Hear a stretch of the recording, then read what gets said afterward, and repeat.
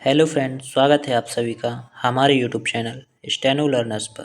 दोस्तों, डिक्टेशन शुरू होगी 3 सेकंड बाद।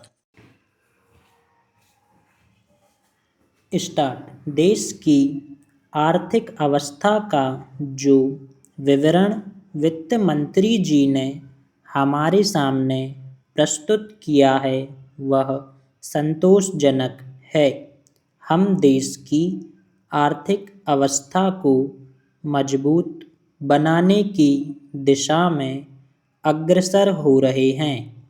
विभिन्न क्षेत्रों में उत्पादन बढ़ रहा है, जिससे आशा की एक झलक दिखाई पड़ रही है। तीसरी पंचवर्षीय योजना के दौरान हम एक बहुत बड़ी धनराशि खर्च करने जा रहे हैं।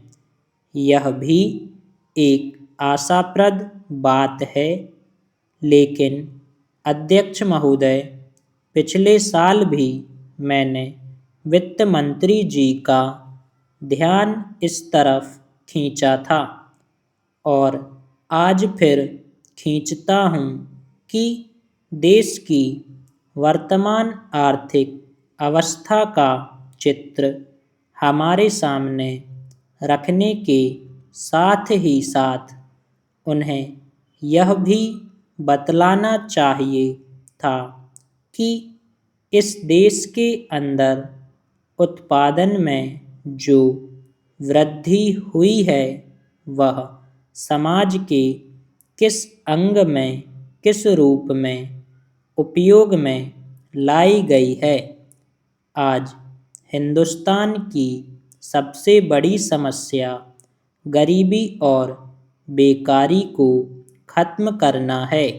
ये दोनों बीमारियां हमारे समाज के अंदर कैंसर की बीमारी की तरह से हैं।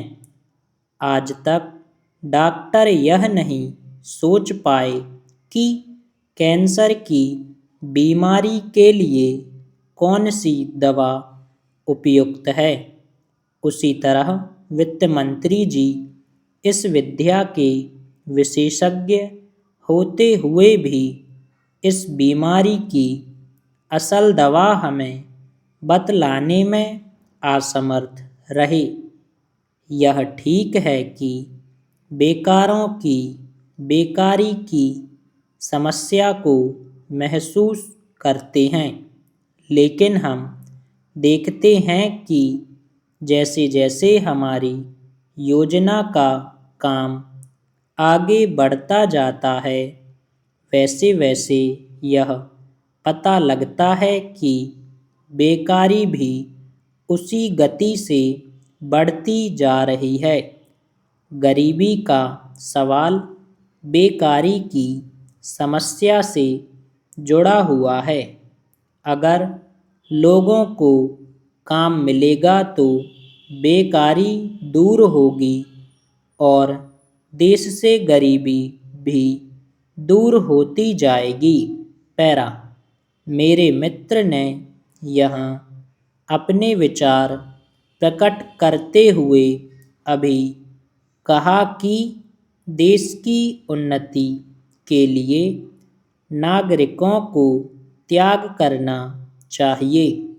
मैं इस बात को बहुत अच्छी तरह से महसूस करता हूँ और हमारे देश की जनता भी इसको अच्छी तरह से जानती है कि बिना कष्ट उठाए पूंजी जमा नहीं हो सकती और बिना पूंजी के विकास नहीं हो सकता।